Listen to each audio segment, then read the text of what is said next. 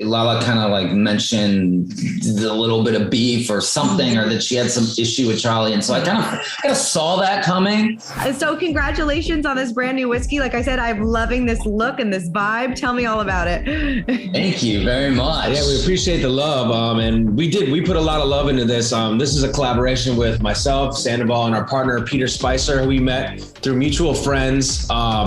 He mentioned that he was working on a port blended bourbon, and we have just recently fallen in love with port blended bourbon. So we tried it, and I took a sip and I looked at Tom and I was like, well, this is actually this is like the only port blended bourbon out there on the market right now. No, there's tons of port. There's not actually. There's only one other port blended rye that I'm aware of. Well, there's whatever. Anyways, I took a sip and I was like, dude, that's good loving. And I was like, he's like, we should call it that. And I was like, no.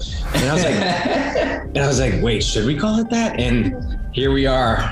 Here we are. A year and a half later. Now with a bottle in the flesh. We got a lovely rye here. And then, that's our port blended bourbon. And look at nice. We're going to send you some bottles. I would love that. Thank you. Honestly, it's great in mixed cocktails, but it's like has enough depth and character to be, sipped neat or on the rocks. It's like, it just makes you feel good. I don't want to oversell it. It just makes me happy. It makes me feel all warm and fuzzy.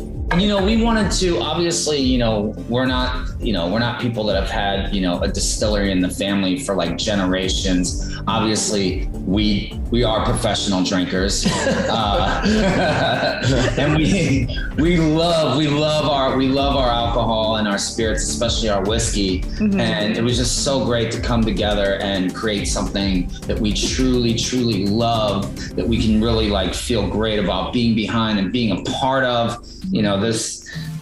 It's so good. And also, more than anything, I think we just like the idea of some people going to the bar and say, hey, can I get some of that good loving? I love that. Give me that good loving. I love that. And it's perfect. The holidays, the winter is right around the corner. Nothing like a good whiskey in front of the fire, to kind of set the mood. That's exactly what we're doing right now. Exactly what you're doing right now. You see the fireplace there? Can't see it. There you go. There you go. I love it. Yeah. I love it. So was it easy to agree on this name rather than the Schwartz and Sandy's?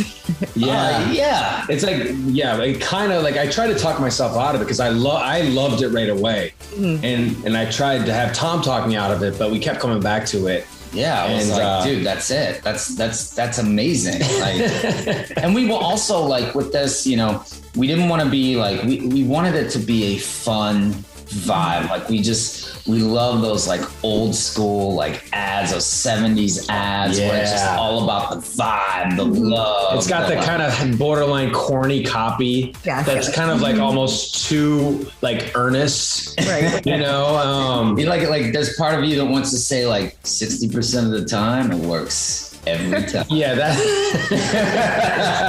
I saw some of the mock-up ads. Adam sent them to me. I think they're fantastic. They're great. Oh, thank you so much. I was gonna say that photographer that did our whole concept shoot was the same photographer, Kelly, that did the Fancy F cocktail book. Oh, cool. That's awesome. Great. Yeah, one thing, I mean, we have a lot to talk about, but I say we do a good job of partnering up with very talented people. Yeah. So being that I don't have any talent myself, I have to make sure I surround myself with talented people. Yeah, you do. Come on, man. I love it. Well, congratulations. I think it's fantastic and I can't wait to try it. You sold me. It sounds delicious. It's great. So, I mean, we got to talk a little bit about Vanderpump this season. I know we're only a couple episodes in, but obviously the drama does not stop, of course. And I'm loving the new season so far. But a lot of, a lot of going on between the two of you is obviously the new restaurant. So how did you two come to agreement on Schwartz and Sandy's as the name? Well, I mean, it wasn't pretty. Yeah, no, it wasn't. It's just one of those things where, obviously, like when it comes to Lisa, like Lisa has even told us this. She's like, when I am naming a place, I don't like put it out there and say, hey, what do you guys think? What do you guys think? If she does say that, she's just saying that like rhetorically. Like, she's just like, what do you guys think of this thing that's happening? You know what I mean? Like, so when you do that, you're inviting in a lot of, you're inviting in a lot of peanut gallery kind of moments. And, one of the things with this name, even though people do say it sounds like might sound like a Jewish deli or whatever. We love Jewish delis, by the way. We do love Jewish delis. I freaking love Jewish delis. Yes. And, it reminds me a little bit of like when I first heard the name Red Hot Chili Peppers, I'm like, that kind of sounds like a mariachi band. Mm-hmm. But now, after so many years, decades, Red Hot Chili Peppers has established itself as that band, and that name is associated with them. And that's kind of what we want to do, along with the fact that Tom Tom is Tom Tom, and that's our collaboration with Lisa. But I feel like with this spot, as we step away from Ken and Lisa and we do our own thing, we want you to get to know us a little bit more, but still have our names in, the name of the restaurant. So it's like, you're not just getting to know our first names, you're getting to know our last names, what truly make us us. Yeah, totally. Schwartz, what's the pitch on the restaurant now? The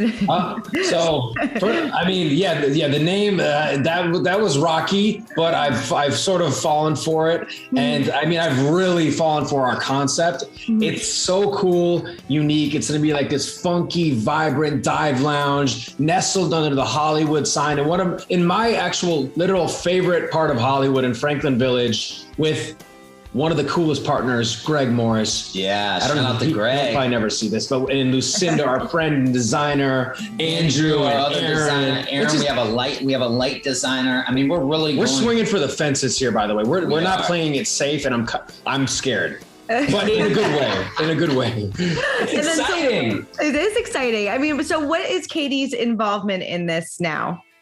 Well, really, obviously there's going to be some, back and forth when it comes to that. But, at the end of the day, you're just going to have to wait and see what happens. You'll see it play out. I know it's a lame answer. Can we say it's complicated? Because you're going to see it play out, and it got ugly at times. And I think you guys are we're in a good spot. Good. Pretty good spot. Does that cause tension in your friendship at all, or do you guys kind of put that to the side? I don't want to keep saying you'll see, but yes, it caused a lot of tension, and probably the most tension that we've ever experienced in our friendship and our partnership. Yeah. It really put us to the test at times, and we knew this was coming, so we were prepared for it, but until you're fully in it, yeah, it blindsided me a little bit. I knew this was coming because it's a high stakes venture, a very volatile industry, like something 80% of bars don't make it within the first 5 months. Oh, wow. Is that right? I don't know. I think that's right. My name is not Google. Oh, okay. But no, so it's a very volatile industry. We're just coming out of pandemic, but it's something we believe in. This isn't a money grab. This is a passion project. We believe in it, and we're really excited about it. And we love it. We love it. And we can't wait to take you there. I can't wait to go. When's it going to open? Okay, that's the thing. We're thinking like fall 2023. No, stop. Jokes. No. We're really hoping and pushing end of year. For end of the year. If not, it'll be early 2022. We are full steam ahead. Obviously, there's things that are unforeseeable that you run into. We are learning. That's one of the things that we were really looking forward to with opening this place more like on our own, like outside of Ken and Lisa, is all the things that we were going to learn in the process. Hopefully not make too many bad, dumb mistakes. Right.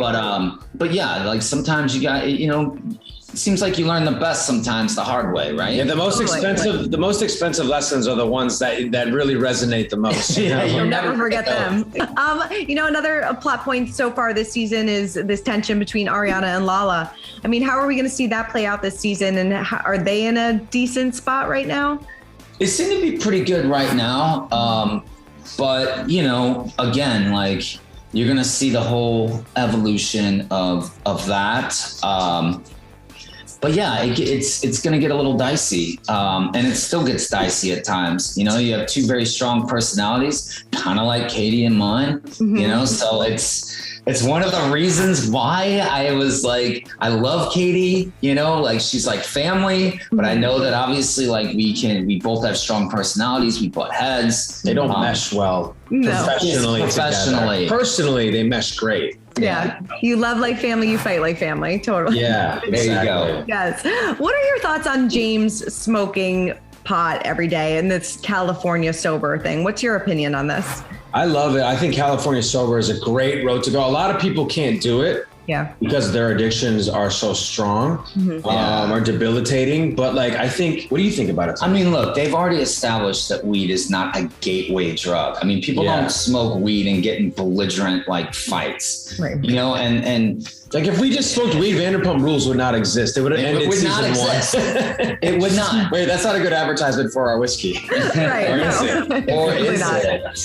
I think that, you know, it's like who's to call, you know, obviously some drugs are more intense than others. But you know, it's like, I mean, I've seen people that like, they don't drink alcohol, but they, you know, are slamming, you know, cups of coffee and chain smoking cigarettes and like chomping on candy all day. You know, it's like, there's always, you know what I'm saying? It's like what chemical or what drug or whatever affects you in what way is the one you got to stay away from, you know, to say that like, oh, I'm not doing anything. It's like, well, what does that mean? Does that mean no caffeine, no cigarettes, no sugar? Like, what does that mean? All these things chemically affect us. It's about finding the right balance on what works for you. Christina, what's your poison? A good whiskey is my poison. Okay, yeah, I'll drink to that. You set us up. Wait. I got you. What was your reaction when James said that Ariana will never let you propose to her, and that's why you got so excited for his proposal? I mean, look, I don't think about it that way. And I don't think she would ever like not let me propose to her. It's not like that necessarily. You know, we have something great, so great going on right now. And it's just hard to like do anything or make any big steps that I feel like could possibly, you know, jeopardize that. I mean, obviously a couple of years ago, we got into a 30-year commitment when we bought this house, which is a huge commitment. And, you know, we're doing great and stuff like that. But also like, I like doing these things. Like when James first hit me up about, you know, this proposal and he's like, I want to do, you know, a music festival or whatever. I was like, okay. I'm like, you either got to do it or you don't. Mm-hmm. You can't just like sort of do it because then it'll look like 12 people sitting in the middle of a football field. You know what I mean? Like you gotta, it's all about the details. You gotta get all the details. And it was exciting. And I'll totally like, you know, I invested in it because it's fun. It's fun. It's exciting. And also, I think the audience will read for the audience, but just in case it doesn't, like this was a complete surprise for everyone except for Tom and James. We had no clue. It was like day 3. We were tired, cranky, borderline wanted to go back home. And then all of a sudden. Yeah, I can't wait for you guys to see. I can't wait to see it too. It's going to be great. I mean, Schwartz, what other kind of road bumps do we see you and Kody kind of navigate through this season as well? You're gonna see some intimacy. I mean, not like a sex scene, but like you're gonna see some intimacy, and you're gonna find out some things about our relationship that we've never revealed, and you know, some very personal things, and also I think some really sweet moments too. But I mean, you're aware of this, but being in the middle of, you know, 2 strong personalities. It was best friend, his wife. It's tough. I felt for you, dude. I'm gonna drink a little more whiskey. Was that definitely the hardest part for you this season? For me, without a doubt, and also like I've said this before, but for me, I can't. This is the highest stakes professional venture in my life. Yeah. This new bar, and I believe in it, and we have a good team. But it's just, you know, this is a no joke. This business, right. It's nonstop. You can't take your foot off the gas pedal. There's so many variables. There's so many things that can go wrong. Knock on wood. Yeah, this isn't like a 5% Ken and Lisa who have opened 30 places are like taking the wheel and just driving ahead. Yeah, we have a super seasoned partner, Greg Morris, like we said, but also, you know, he's like, you guys, this is your project. I'll be here, you know, to make sure you don't do anything too stupid. but like, you know, it's us, you know, we're calling a lot of the shots, and but we have an awesome partner who's been incredibly helpful, and Yeah, man, it's exciting. It is exciting. Got so many things going on, definitely. And, obviously this season looks a little bit different. We don't have, the same cast that we had last season. Did it feel different for you guys? Yeah, it did. In the beginning, I think, especially because, these aren't people that we got casted with. These are people that we know. I've been friends with long before the show. We'll be friends with them long after the show. Yeah. It's just, so it was a little weird because you can't help but reference sometimes Kristen or Jax, we have so much history with them, so it's kind of strange. Yeah, it is. Sometimes. It is for sure. But it was also not only was there that huge change, but there also was after everything in 2020, the tragic year that we all wish we could forget. Yeah, the restaurant industry got and just everybody in general, like everything that went on. We all took time off.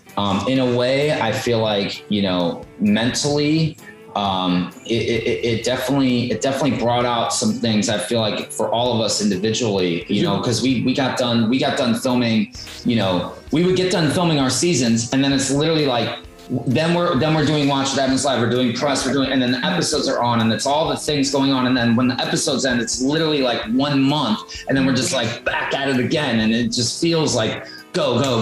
And we finally had a minute to chill, to digest the fact that, well, first of all, we were always grateful.